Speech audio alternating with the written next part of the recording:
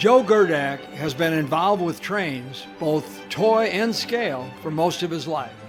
He's a CPA, so he's a stickler for detail, and he carries that obsession for detail over to his model train world. What started me in trains, modeling and all of this was in 1948 for Christmas. I received a 2026 locomotive freight set, and ever since then it's more and more trains. I had a tremendous post-war collection, all the 6400 series boxcars, I don't know how many GG1s, Trainmasters, F3s, all the aluminum cars. This becomes a disease after a while, as my wife says. In the 90s, Mike's Train House really was the one that came forward with all these scale trains, and I looked at it and I says, you know what, I don't have enough room for scale in my basement. I'm gonna go back to 3-rail. The whole approach to this layout is that I wanted to look real, like real life. And I wanted a layout that went all over the room, that we can walk in it, we can see it from various perspectives. Basically, this is a dog bone over here. This is the north side. It goes west along the west wall, goes along the south wall, then comes back into the middle of the room, does the dog bone, and goes back all the way around. If I sit down here and run a train, a freight train, really slow, it takes somewhere between 15 to 20 minutes for this train to cover the whole layout, and it looks real. Joe could have been the inspiration for Paul McCartney and John Lennon when they wrote their song about getting a little help from their friends. My friend Tony and I, we laid all the track together. John helps me with some of the scenery, with the grass that's put in, some of the trees. Tony has helped me with the wiring. My buddy Jimmy was here. He helped with some of the wiring. That's what this hobby's about. It's great. It's great. The building's on the layout. Big station up there with the Pensy flashing sign on it. That's a Mike's Train House. It had green roofs on it. The little detail under the eaves got all repainted. I put the mortar between the bricks. I weathered the building. I totally redid the building. I put an electric meter on it. I put a gas meter on it. I add all that detail. Yeah, I put the sign on.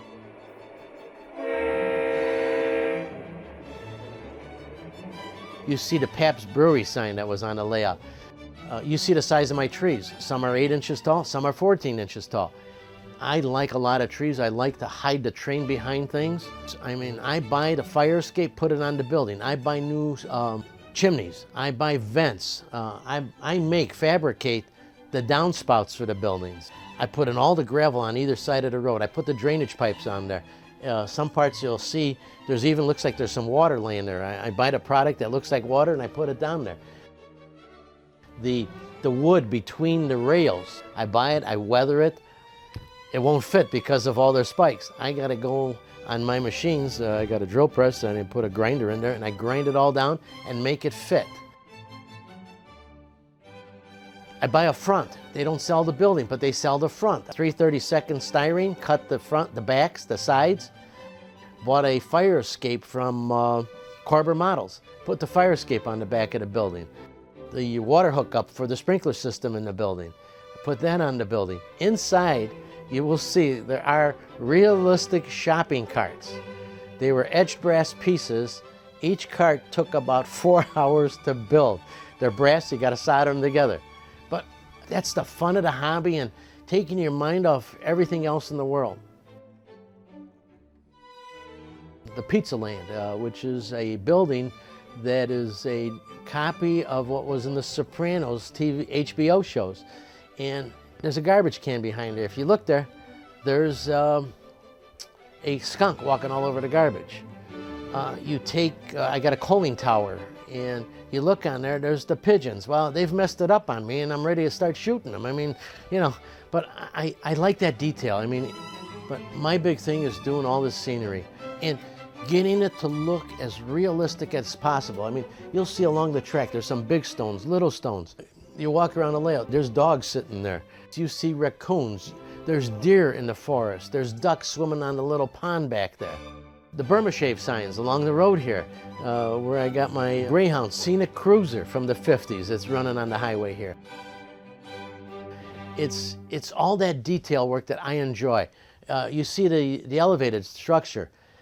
That was built all out of plastistrut, fabricated it all. It took me 3 months just to build the structure.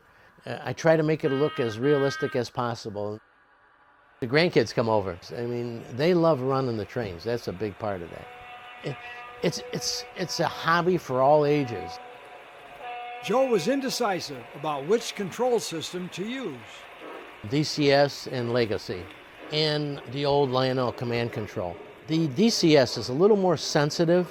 I do have some wiring problems, so we're going to start rewiring it for DCS. Legacy, put the locomotive on, program it in. Now you got those little modules that you drop into the Legacy system, and bam, it's running. It's quick, it's easy.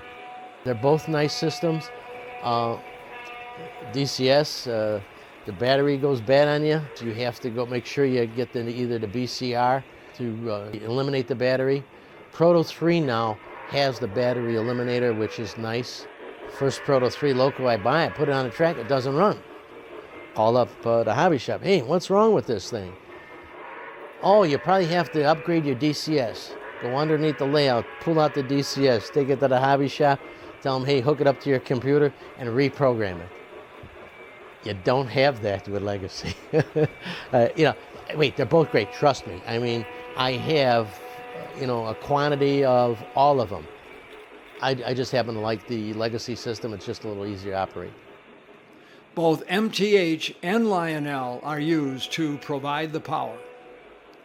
I have one MTH Z4000, runs all the accessories, the lights, the signals on the Z4000. Then I've got 4 separate loops running here, and I've got the Lionel 180 watt bricks, and each track has its separate brick. That's hooked up to the DCS system, and then that's hooked up to Lionel Legacy. The bricks are the easier way to go, and that's what I chose for it. I still have my old ZW put away, which goes upstairs at Christmas time for the trains to run around the tree.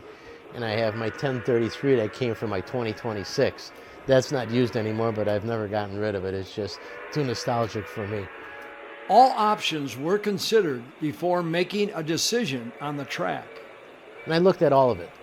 And I settled on the Ross because it was a little more realistic. It has the spikes in it. There's cork roadbed underneath it to raise this whole thing up, and it's just, just fun. How I built this layout, the framing, it's all done in poplar, 3/8 plywood on top, and I built it basically in sections, 32 by 48, and I framed it all together.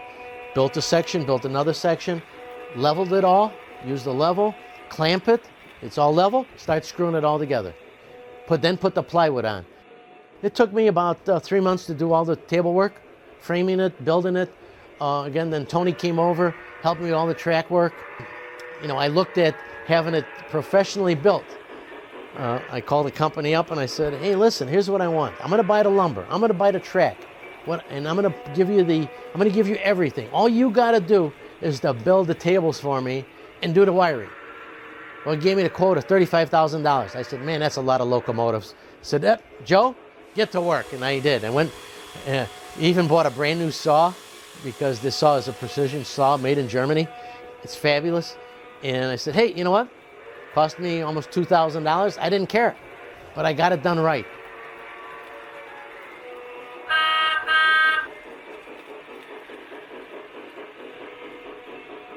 Doing a lot of this detail work on a layout, you got to be cautious. And when I had my layout in the 60s, I had all these telegraph poles, and man, I'd be working on something, snag it, break the thing. Well, now we got this wire that comes in. It's elasticized, and you can catch your hand on it, no problem. It doesn't break. Again, internet. I wanted to find gas meters for my buildings. Type in quarter scale gas meters. Boom, found them in a place in Washington State. And that's what it's about. Again, I keep repeating myself. It's real, real, real. I want it to look like the real thing. When looking at the display shelves filled with trains, the word disciplined does not immediately come to mind. I probably have 200 Pennsylvania locomotives. Pennsy J 210-4. I've got 4 of them. GG1s. And I also like the New York Central. I probably got 15 New York Central Hudsons. I probably got 6 Mohawks, the Niagaras.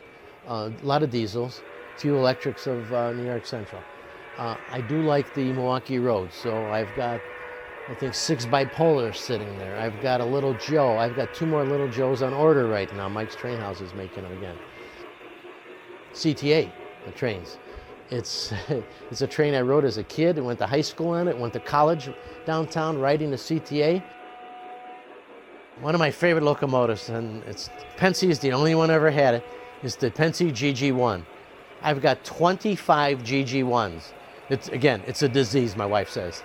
But guess what? I got 2 more on order, so I'll have 27. And if there's a unique one that comes out that I don't have the paint scheme of, I'll buy it.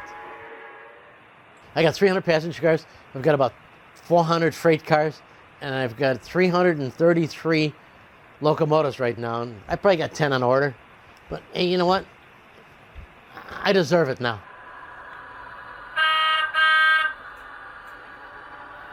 I'm 70 years old and I still enjoy the hobby. I've started when I was 5. I've been doing it for 65 years. I'm enjoying trains, and I hope I can get another 25 out of it.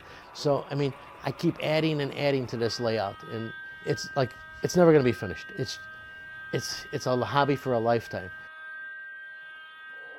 Thanks, Joe. We enjoyed the visit. Now let's listen to some of the latest sounds from MTH and Lionel.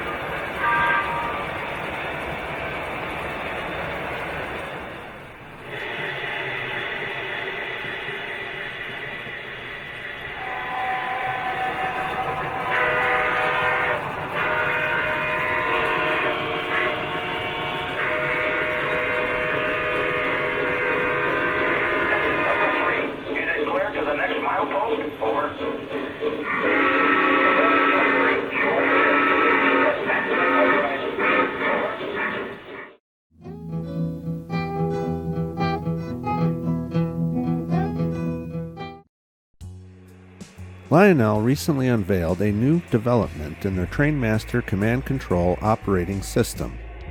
Called Layout Control System, or LCS, the system can be run with your Cab 1 and TMCC command base, or Cab 2 and Legacy command base. Every LCS setup requires an LCS power supply and a special cable. An iPad in conjunction with a free app and LCS Wi-Fi module can also be used to control a legacy layout. Functions including addressing a locomotive with an iPad are handled by tapping the menu bar. Familiar buttons such as whistle, bell, direction, and front and rear electrocouplers are displayed. Instead of rotating a red dial on a TMCC remote controller, The operator drags the cursor on the iPad to move the locomotive and set its speed. The track plan of your layout can be mapped out on the Layout Control System app. In building your layout with the software, you select the appropriate track pieces, drag them to an area on the display, and assemble them. Several additional components are available for an operator to further implement the system. Depending on how much control and how many functions an operator wishes to use, determines which products he or she will need to install. Other components include an ASC2 device to control up to 8 basic accessories or 4 remote control switches. The touchscreen technology of the iPad is used to enable an operator to activate switches, accessories, and run trains. Accessories like the magnetic gantry crane can also be addressed and operated with an iPad. You simply tap the accessory on the diagram to address it, and clearly marked buttons are displayed. Lowering and raising the magnet, energizing the magnet, And swinging the cab to the left or right is now much simpler to control. A BPC2 is used to control up to 8 power blocks. Insulated blocks can be included in the diagram, and tapping the light bulb icon turns on or shuts off power to that block. An SER2 is used to operate TMCC accessories or older TPC devices. A sensor track is used for a variety of functions, including updating Cab 2 legacy controllers with locomotive information as it passes the sensor track, or automatically activating actions on a passing locomotive, or tracking a locomotive on a layout. Data for your legacy locomotive can automatically be transferred to the LCS app, including road name, cab number, and legacy ID number. Here you can set various features and how you want them to operate. The popularity of iPads and their interactive technology make them a natural device for bringing Lionel's legacy system to the next level of remote control operation. For more information on the layout control system, visit lionel.com/LCS.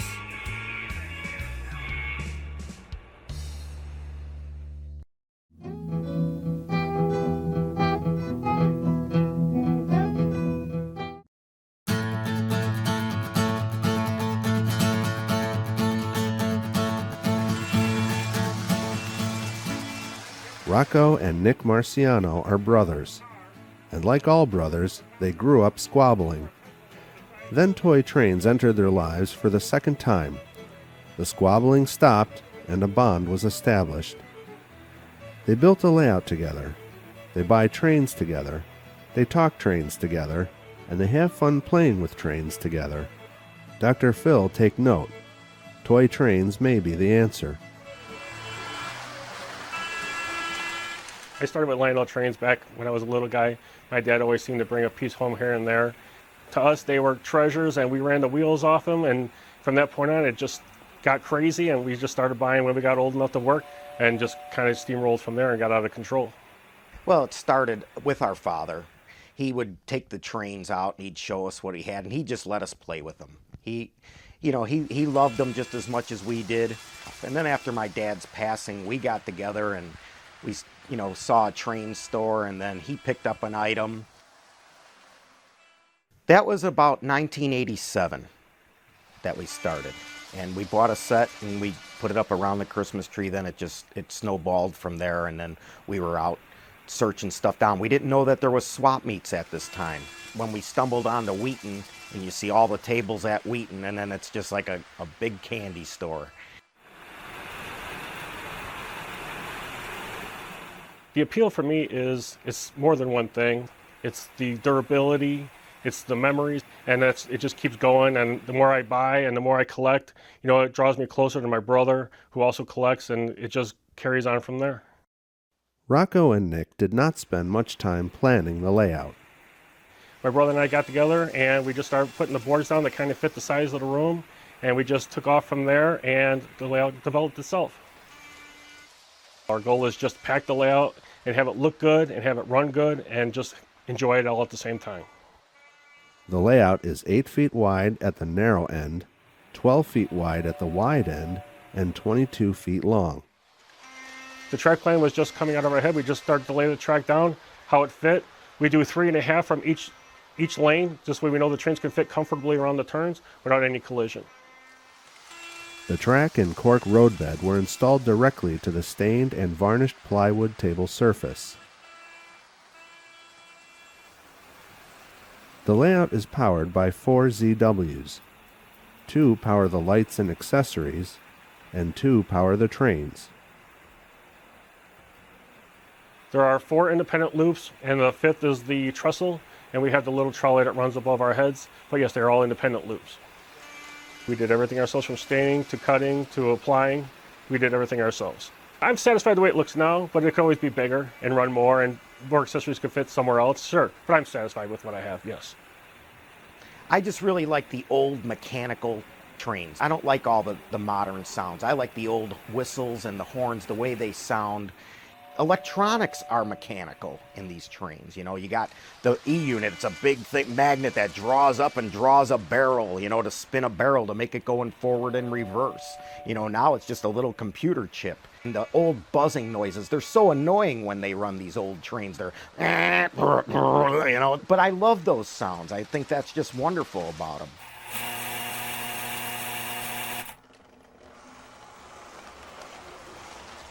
Nick and Rocco wanted to capture the mood of when kids played with trains on the wood floor. It kind of gave it the idea that it would be as I was a child on the floor, back in the era of the trains. Trains are toys to me. They're not realistic. You know, I love them as the toy aspects, but I don't like the realism of the new ones. I like the, you know, like I said, like the buzzer sound for the horn or the air whistle. It just to me sounds like, wow, when you hear that, you're like, wow, that is from a different age. These trains were really built well. I mean, they really were. I think Lionel, he was a great businessman.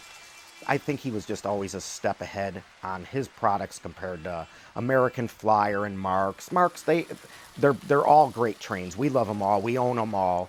And I really think he really wanted to put out the best quality product that he could, because these trains are still around and everybody bought Lionel. When you go to the swap meets, there's not as much American Flyer and Marx there as Lionel product. Few reproductions make it to the layout. I feel I have a special place in my heart for the actual post-war products. I would rather go without than buying a reproduction piece. Actually, I do have a reproduction Hellgates bridge. It's just the price that made us buy it. It's just one of those things that, you know, it's gettable at that new price, so we bought one. They are so repairable, these old trains. There's not much to them. Anybody can fix them. And that's what's nice about them. To me, the modern stuff, you really have to be an electronics guy, you know, and have meters and everything to start repairing the newer stuff. Where this older stuff, you can just, it's a couple wires. It's basic electronics.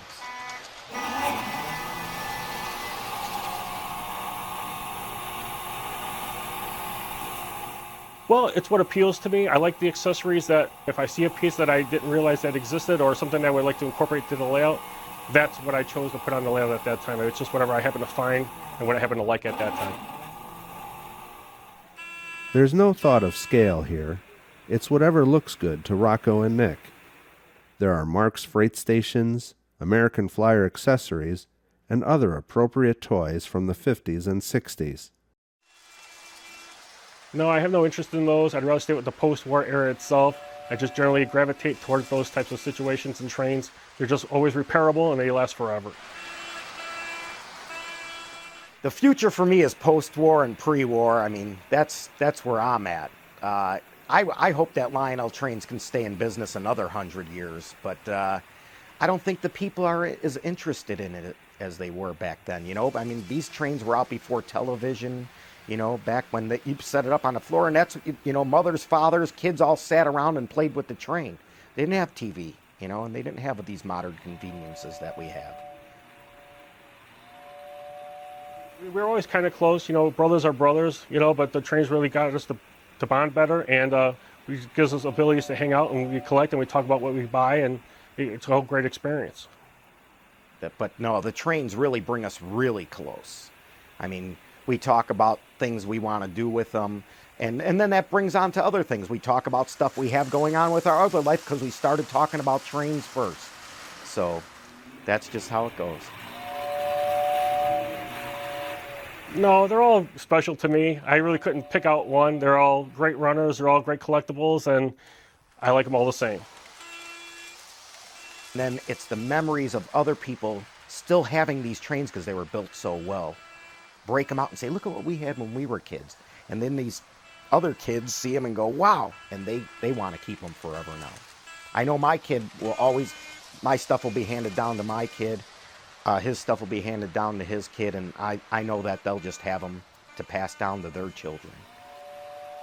I just love the way these trains were all die cast, and you know, the metal back then was the plastic of today, so they had to form everything out of sheet metal and die cast everything, and I think that's part of the reason why everything holds up so well. So even if you get paint flaking off of them, you can get guys who can restore these trains because they're able to be, some of them are able to be refinished. I'm after rare items if you can afford them. We're also for how clean a piece is. It could be a piece that could be so common, but it's like, wow, this piece is really pristine. Gotta have this one. And especially like a set of Santa Fe. Nobody knows even how many of those sets were built. There's just millions of them out there, and you're always just looking for a perfect set because those trains are so hard to find in perfect condition. You're always looking for something that's in the best condition you can find it. And you know, sometimes you even see a piece that isn't that great looking on the track, but it brings out the age. You know, you see the age behind these trains when you see them chipped up and used. The milk car is one of the amazing, I think that's like the best.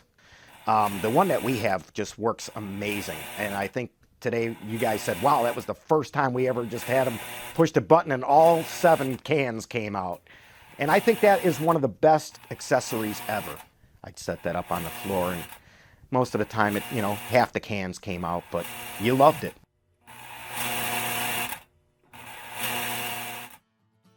Trains are displayed on shelves surrounding the layout, and on shelves secured to the base of the layout.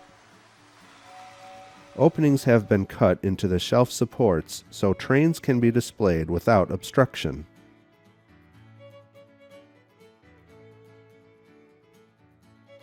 Among their most prized trains is this Lionel boxed Union Pacific M10000 set, introduced in 1934.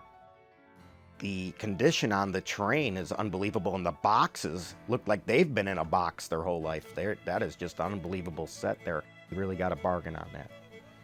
Thanks, Rocco and Nick. It's good to see guys who did not grow up in the 50s have an appreciation for original post-war and pre-war toy trains.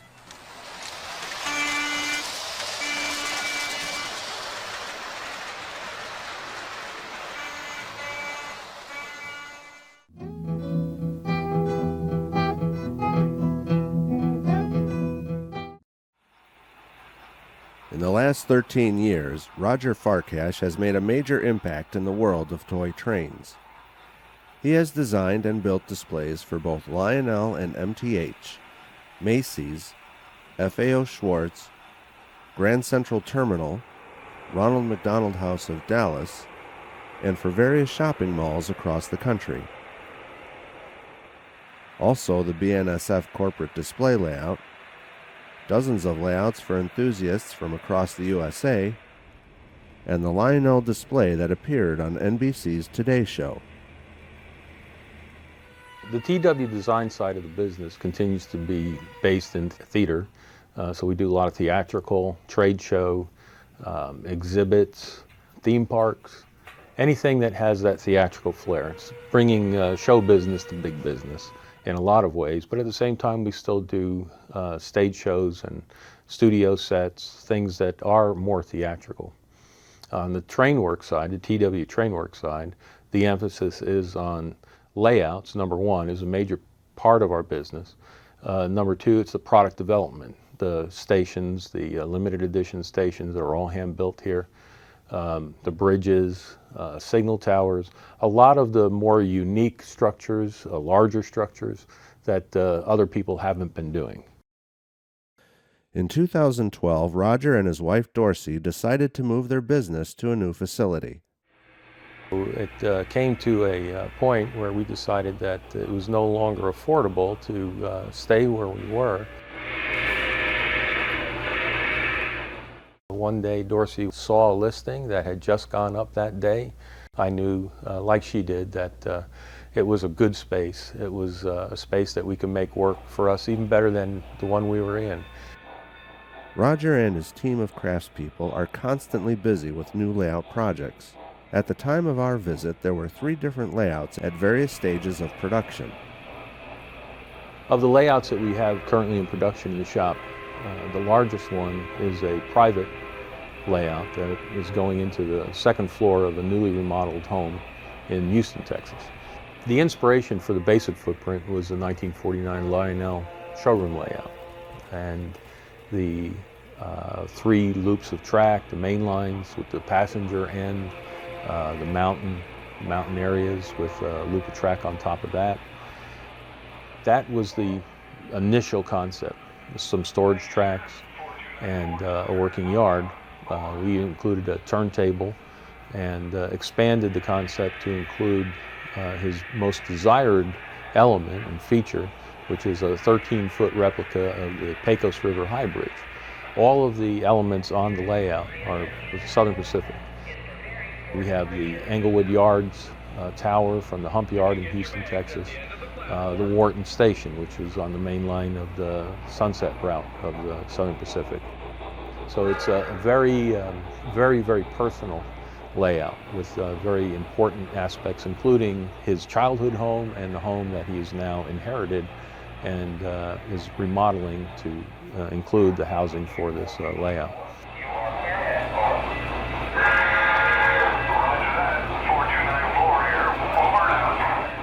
Another of the layouts that we're currently working on is for Rail Yard Hobbies. It's a hobby store in Lancaster, Pennsylvania.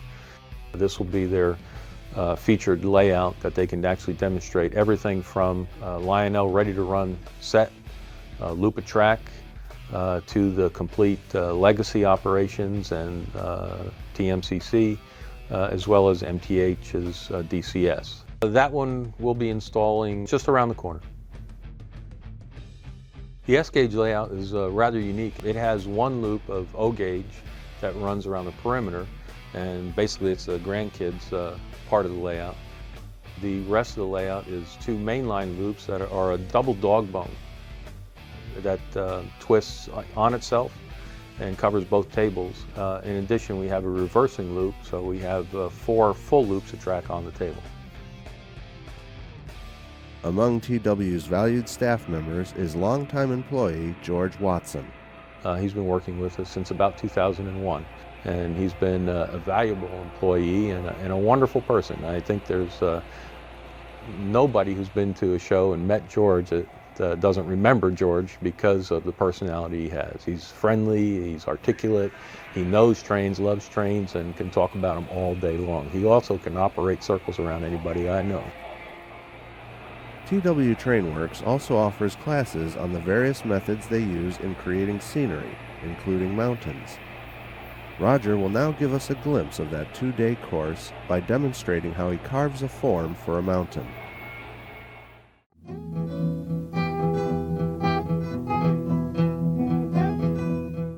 This afternoon we're going to talk about the rock carving that we do here at TW TrainWorx.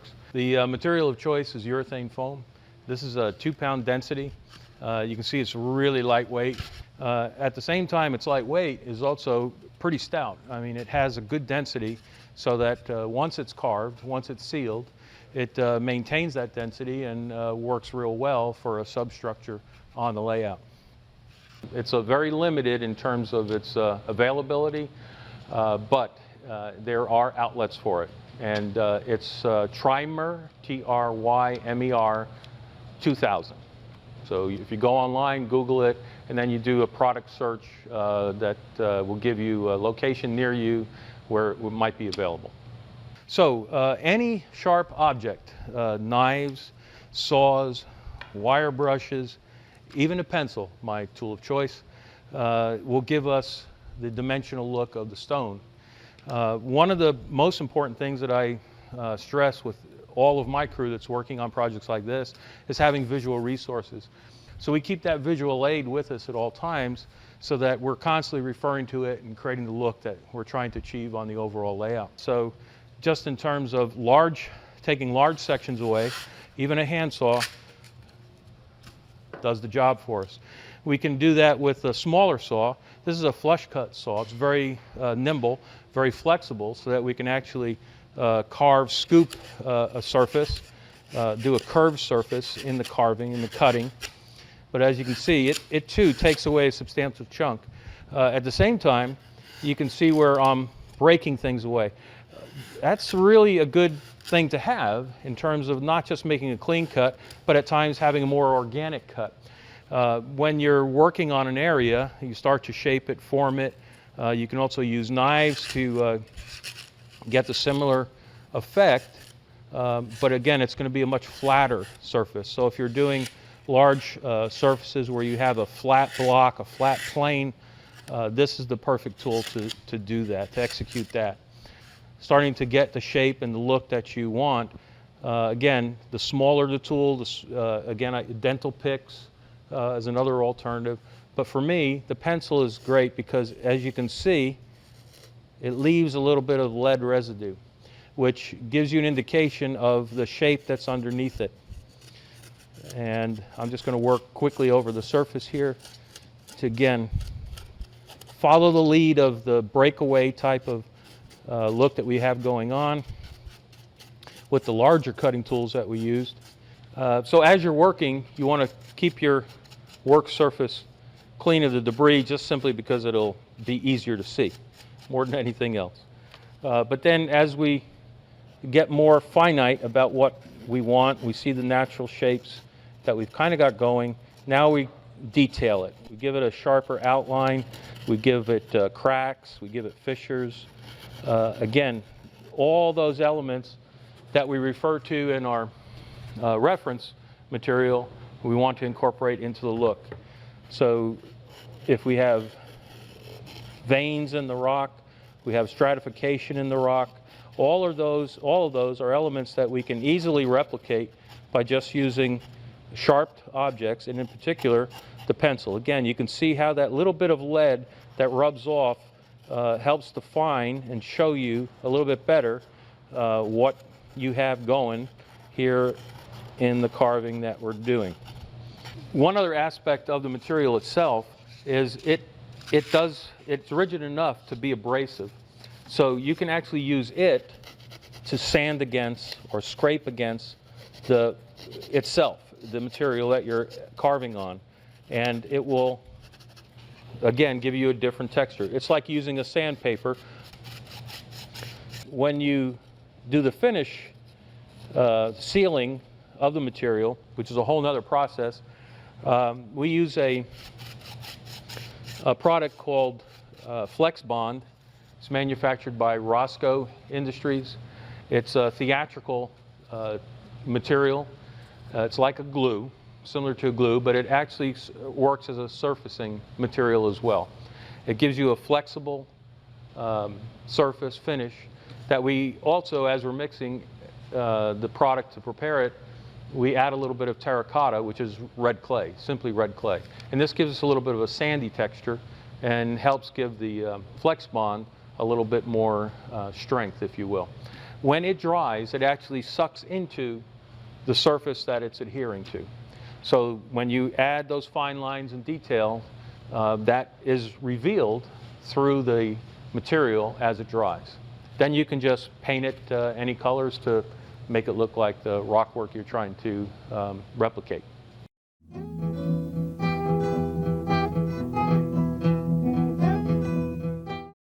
When most guys decide to build a layout, they check out their basement to see how much space they have. Not Bill Reynolds of Grosse Pointe, Michigan. Bill checked out his roof. Took the roof of the house off and put a third floor on and created a whole living space around it. We did CAD modeling of the room, and we made cardboard models to scale, and that evolved into foam core models, and every element of the room and the layout was planned in advance. You know, I wanted it to look like it was always there and always part of the original house. We didn't just build a room and say, okay, let's figure out how to put a train in it. Bill is an electrical contractor and has a reputation for doing fine work and getting the job done quickly. His train room and layout are an example. Work started on the roof in April of 2010, and the room and the layout were completed and trains were running 11 months later. Bill's vision was to make the room a private place where he could spend time any way he wished. It's a living space. I spend a lot of time here reflecting just in life, you know, not necessarily trains. And that's what I was going for, is a place that I could come to, relax, take a nap. It doesn't matter. This is my space, my above ground man cave, yeah. Bill started collecting LGB in the 80s, then in the mid-90s saw reproductions of standard gauge trains. I saw Mike's redoing of standard gauge tin plate, and I just fell in love with it. It was the Art Deco, the tin plate, the colors, the baked enamel paint, the non-scale. To me, it said artwork. It didn't remind me of running trains at all. I looked at it as a period of time when a company produced a product that was as much art as it was fashioned as a toy for a child to play with. That's what really attracted me to the standard gauge tin plate. And I never ran it for years and years. I just collected it, put it in display on shelves, and I just actually enjoyed it for its artistic value. Next thing I know, I had this substantial collection of trains all in boxes, and I thought, what's the point of that? I didn't feel like I had enough real estate to really make the whole tin plate thing happen. You know, all of your videos series on tin plate, the ones that I think that are done really spectacularly, they've got room to breathe. Tom Snyder, he did the sort of a high rail concept, but he maintained that tin plate, but he had room to stretch out. If I had that real estate, I would have basically went in the same direction that Tom Snyder went. Bill expanded his collection to include the new O-gauge trains being produced. There's just something about the high rail that I thought was challenging. As a hobby, I'm looking for something more long-term. There was something for me to add in the detail of the street lights and the wires and the poles and the people and that type of thing to create actual scenes that mimicked, something of the past. They both appeal to me. I mean, I like both sides of it, the tin plate, the artistic side, the Art Deco. I like the high rail detail side too. I mean, early years or model railroading versus the latest technological microprocessor-based engines with all the control features and sound effects and scale detail. I'm attracted to both ends of it. Bill eventually decided to build a high rail layout. The idea came to him while he was having dinner with his wife, Mary Jo. He sketched his vision on a napkin. What did Mary Jo think? She trusts me. I have good taste. Once Bill makes up his mind, things move fast. Bill met John Albert, a retired automobile stylist for General Motors. John had designed interiors for Corvettes, Hummers, and many other cars. John was also building a layout, and when Bill saw his work, he asked John to help with him on his layout. It was really the thought process of how he modeled and thought through everything, which was appealing to me because I'm in the construction business and everything has a flow to it. And that intrigued me a lot. It wasn't like, hey, let's stick some sheets of plywood together and see what we can come up with at random. So John brought to the table some incredible talent and lifelong experience in the design process that I could have never found anywhere else. Every inch of the layout was being meticulously planned while carpenters worked to finish the interior.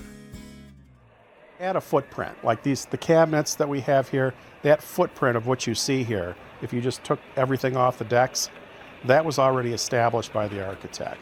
And then we talked about what the goals were. I said, well, I wanted a carnival, I wanted a town, I wanted an industrial area, and a mountain, whatever. And we tried to, incorporate as much as possible based on priority and size. 5 different track plans were considered. The final version was arrived at by taking the best features of each. We wanted to run a minimum of 4 trains, and what we came up with is 3 trains that can run and then 1 point-to-point. The point-to-point goes from the upper level carnival, and there's a platform station where people come to the carnival and exit the carnival, and the point-to-point runs from the top to the lower level town where there's a train station.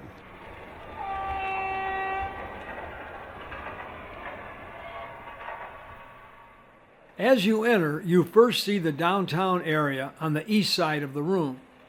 Lights, both LEDs and incandescent, have been added to the MTH city buildings to give a brighter and more evenly lighted look.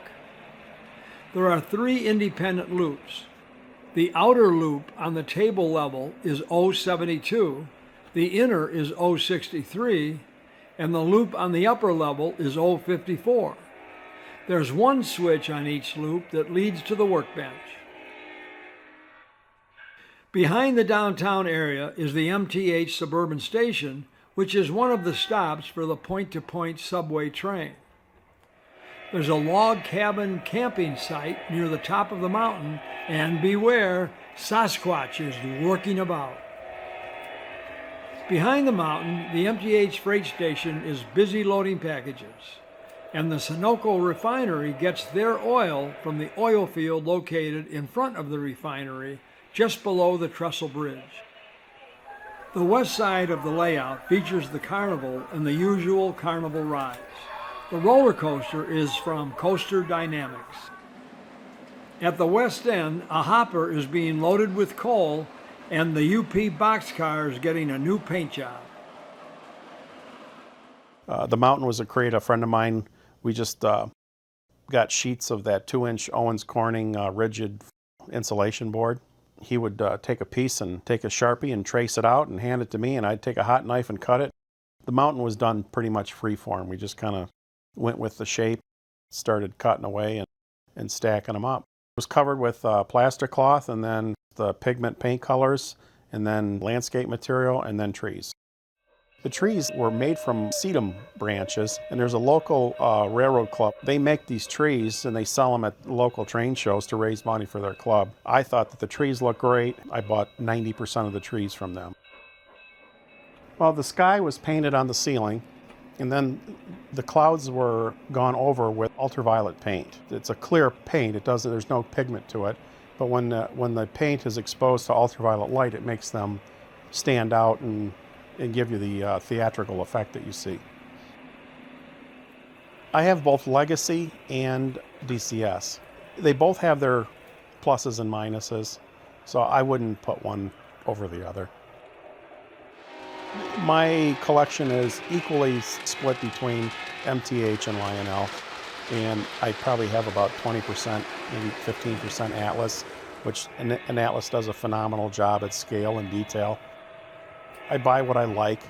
I do like Michigan road names like DT&I or Pierre Marquette or Ann Arbor, just for no other reason other than this is where I live.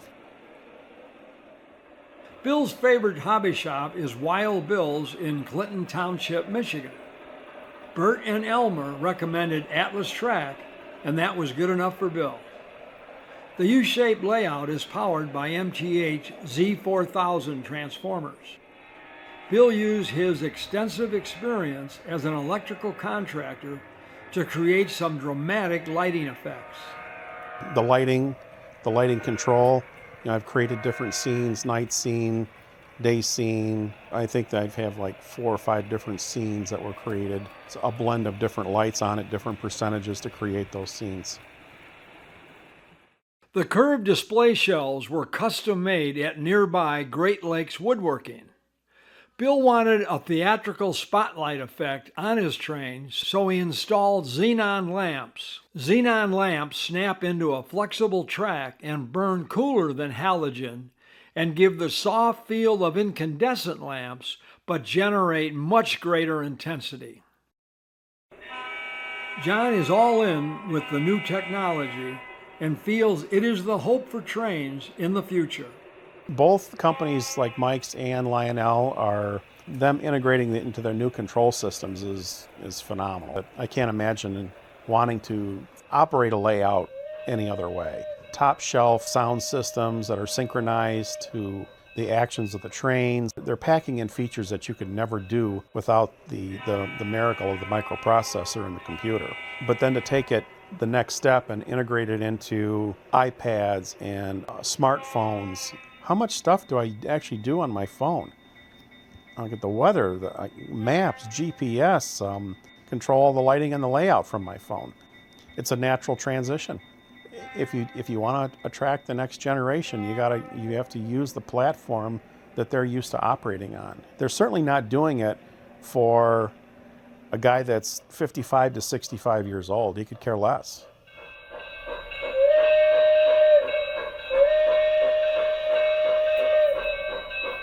I would not do anything different. And that's a result of all the thought process that went on the front end. It really is. So is the layout finished? 99% eternally. You never hit that last 1% because there's always fine-tuning and tweaking.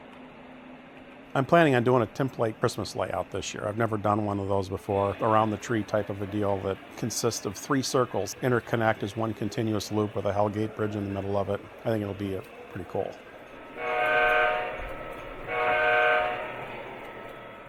Bill eagerly awaits each new level of technology. The more bells and whistles, the more fun Bill has.